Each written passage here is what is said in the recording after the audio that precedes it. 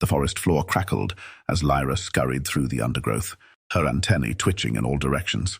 Her carapace shimmered in the dim light, camouflaging her with the vibrant greens and reds of the alien flora surrounding her. She had been foraging with her hive on this unfamiliar world, but a sudden earthquake had scattered them, leaving her stranded, vulnerable, and painfully aware of the dangers lurking nearby. Click, click. Her mandibles clicked nervously as she scanned the unfamiliar terrain, hoping for any sign of her hive's pheromone trail. But instead, the air was thick with unfamiliar scents, strong, metallic, and strange. She couldn't see them yet, but she sensed large, lumbering figures moving nearby, and her instincts screamed at her to run. She ducked into a thicket of ferns, her heart racing, hoping the sounds would fade. But they only grew louder. Suddenly, a massive shadow loomed over her. She froze, her eyes widening as she caught sight of the towering figure above. It was a human, clad in a sleek, armored suit, its face partially obscured by a visor. She had heard stories of these beings from her hive elders, massive, hairless creatures with a voracious appetite and a tendency to crush anything in their path. Her instincts told her to stay hidden, to remain still. But the human had already seen her. "Oh, what do we have here?" The human's voice rumbled, distorted through the visor but unmistakably curious. Lyra's antenna flattened against her head, her mandibles clicking faster. Is this it? Is this how it ends? Her mind raced, imagining the human lifting her, inspecting her with its enormous, terrifyingly capable hands before devouring her as a mere snack. She tried to bolt, but the human's movements were fast. In one fluid motion, he crouched down and reached out. Lyra's world spun as she was lifted from the ground, her tiny claws flailing helplessly as she was hoisted high into the air. She braced herself, expecting the worst. But then, to her utter shock, the human's grip was gentle. "Hey, it's okay," the human said, his voice softening as he held her carefully in his gloved hand. You're not dangerous." "Are you?" Lyra stilled, her wide eyes blinking up at him, confused. "Not dangerous." The human shifted her gently in his palm, inspecting her without any hint of aggression. His fingers were strong but careful, holding her as one might hold a delicate artifact rather than prey. She felt a surge of conflicting emotions, fear, disbelief, and something she couldn't quite name. "Captain Stone, what is that thing?" Another voice called from behind him, a woman's voice. The human, whose name was apparently Captain Stone, looked over his shoulder at his fellow crew member. "I'm not sure, but it doesn't seem hostile. I think it might be lost." Lyra's antennae quivered as she absorbed this strange interaction. Lost? Did they understand her predicament? Could they sense her distress? Captain Stone crouched down, bringing her closer to eye level. She could now see his face through the visor, a rugged, weathered face with a surprisingly kind expression. His eyes, a deep shade of brown, studied her with genuine curiosity rather than the cold hunger she had feared. "There you are," he murmured softly. "Alone out here?" "Huh?" Lyra's antennae twitched as she hesitantly extended them, brushing them gently against the edge of his visor. It was a small gesture in her species, a signal of recognition or of tentative trust. She didn't know why she did it, only that something about the human's careful movements made her think he wouldn't hurt her. Captain Stone smiled, his rugged face softening as he watched her. "You're not afraid, are you?" he asked, his voice barely a whisper, but Lyra could hear it, and something in her, some small, buried part of her that had long been afraid, wanted to believe him. The female crew member approached cautiously, peering at Lyra with a mixture of awe and hesitation. "Captain, are you sure that's safe? That thing could be dangerous." Stone chuckled softly. "She's fine. Lieutenant, she's more afraid of us than we are of her." The lieutenant's eyes softened, her earlier wariness fading as she watched the delicate alien creature in Stone's hand. Lyra felt a small sense of relief, sensing that this human, too, was beginning to see her differently. Maybe, Maybe not all of them are dangerous, Lyra thought, surprised by her own courage. Stone reached out and touched his fingers gently to her side, almost like a comforting gesture. She didn't recoil. Instead, she found herself pressing lightly against his fingers, a strange warmth filling her. In that moment, she felt something she hadn't expected, connection. But their peaceful moment was abruptly interrupted by the crackle of Stone's comm. Captain Stone, we've detected seismic activity in this sector. Recommend immediate evacuation. Stone glanced down at her, his expression darkening with worry. Looks like we're going to have to get out of here. Little one. But don't worry, I'm not leaving you behind. Lyra's heart raced as Stone slipped her carefully into a transparent pouch attached to his suit. Through it, she could see the vast alien landscape around them as he took off, running through the thick undergrowth with the lieutenant by his side. She didn't know where they were going or why he was taking her with him. But for the first time since she had been separated from her hive, Lyra felt a glimmer of hope.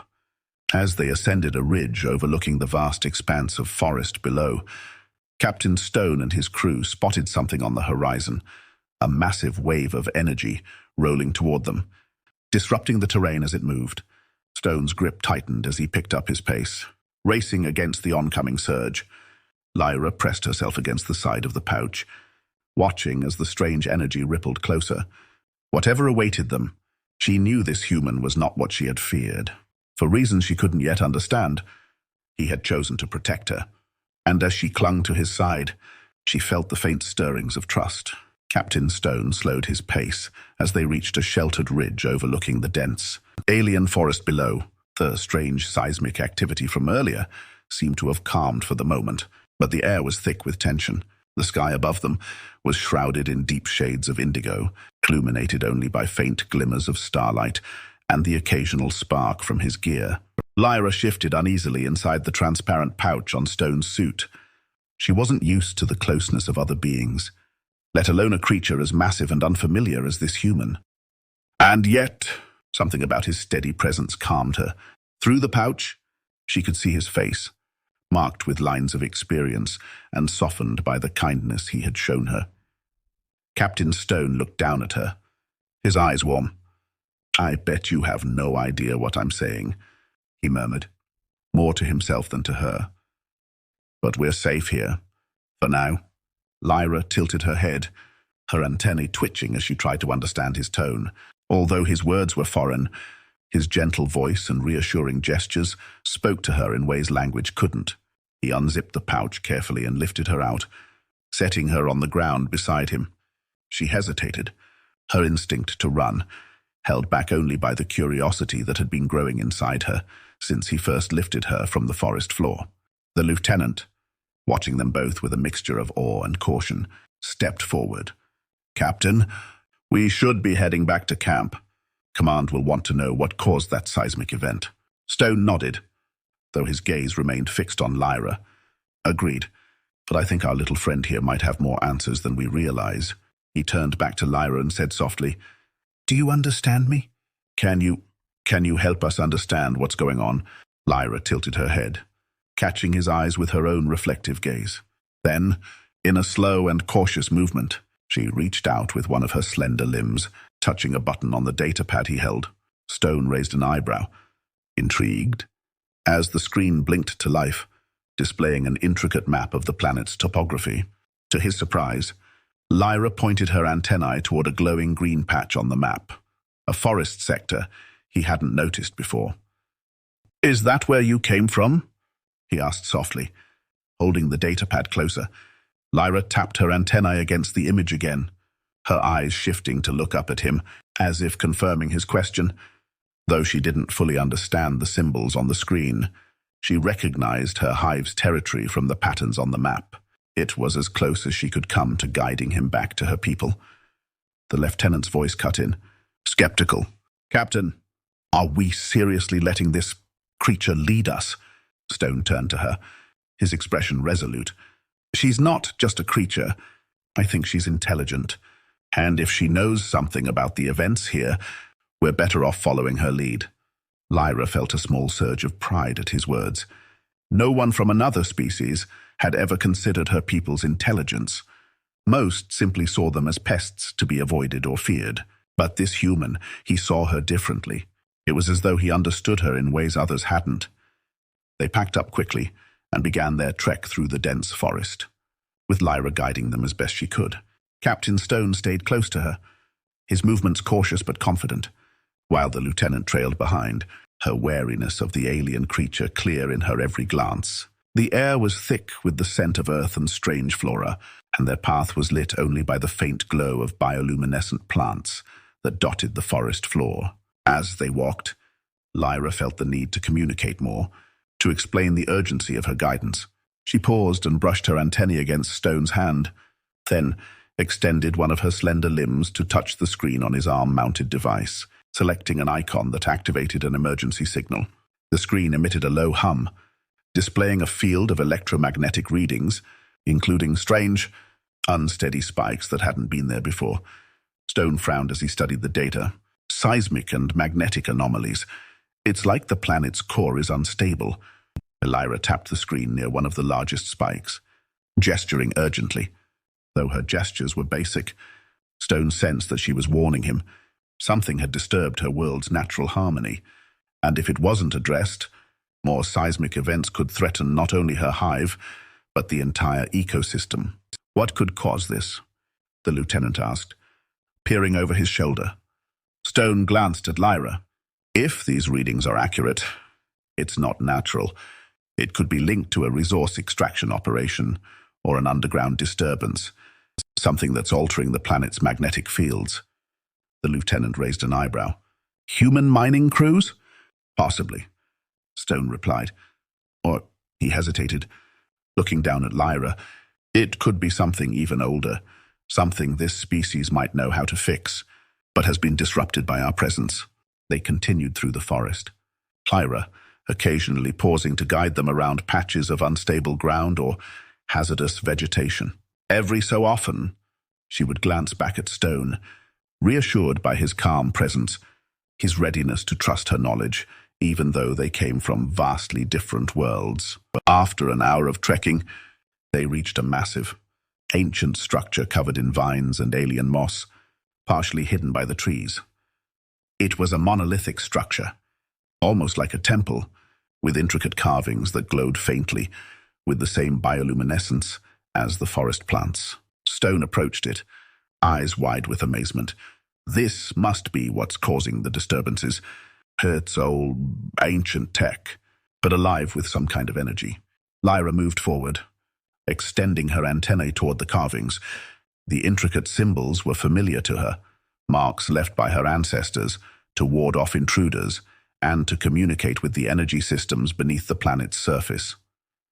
Her species had long maintained a delicate balance with these forces, using their knowledge to protect the environment. Stone watched in silence as Lyra interacted with the carvings, her movements precise and reverent. She touched certain symbols, and with each touch, the structure emitted a soft hum, resonating with a warmth that felt almost alive. It was as though the planet itself was responding to her presence. This is incredible, Stone murmured. Your people, they're connected to this planet in ways we don't understand. The lieutenant, her initial skepticism fading, looked at Lyra with newfound respect. She's trying to fix it, isn't she? Stone nodded. Yes. And we need to help her. Lyra stepped back, turning her gaze to Stone with a sense of urgency. She gestured toward a series of glyphs near the structure's base, indicating that these markings held the key to stabilizing the core. She knew the process, but it would require precision, energy, and the support of someone strong enough to handle the fluctuations in the planet's energy. Stone understood. All right, he said, rolling up his sleeves. Tell me what to do. Lyra hesitated, then reached out to guide his hand toward the glyphs. She sensed his trust, his willingness to risk himself for a world he didn't fully understand. For the first time in her life, Lyra felt a sense of kinship with someone outside her own species. As they worked together, pressing symbols and tracing lines on the ancient structure, the energy beneath the ground began to calm. The tremors eased, and the air around them grew still. The planet responded to their efforts, stabilizing under the combined influence of human strength and Miriaki knowledge. When they finally finished, Stone looked down at Lyra, breathing heavily but with a triumphant smile. "We did it," he said softly, his voice filled with awe and gratitude. Lyra chirped in response, her antennae quivering with relief. They had bridged a divide between their worlds, forging a bond that went beyond species and language. As the sun began to rise, casting a warm glow over the forest, Lyra realized that she no longer feared this human.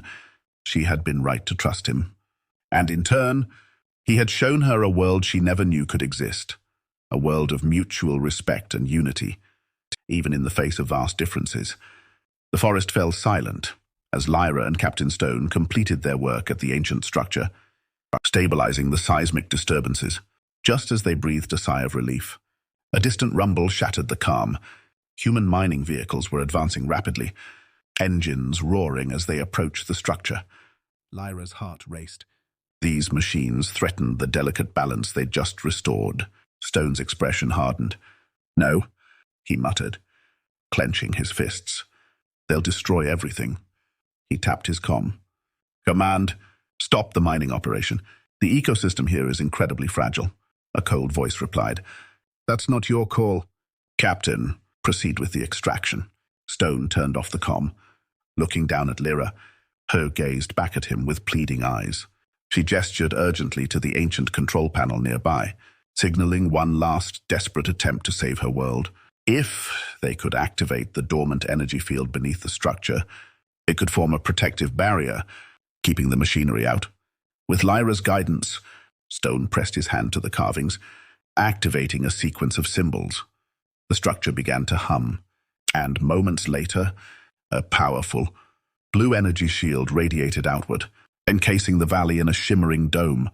The advancing mining vehicles sputtered to a halt, their circuits disabled by the field's interference. The lieutenant's voice crackled through the comm. "Captain, what did you do?" "The equipment's down." Stone smirked. "Securing the ecosystem." "Stand by." Lyra watched, her heart swelling with gratitude as her home was safeguarded. But just then, the ground trembled again. The ancient structure was struggling to sustain the field. Cracks splintered along its walls, and Stone quickly lifted Lyra, sprinting toward a nearby tunnel that led away from the structure. They emerged just as the building collapsed, sending a wave of dust and debris across the forest. The energy field flickered but then stabilized, forming a permanent barrier around the valley. Stone set Lyra down, both of them catching their breath as they surveyed the protected land. "You did it." "Lyra," Stone said, his voice soft with awe. Lyra chirped in response, her antennae brushing against his hand in gratitude. She had saved her world, and in doing so, found a true ally. Together, they turned and walked away from the dome, their bond stronger than ever, ready to face whatever lay ahead.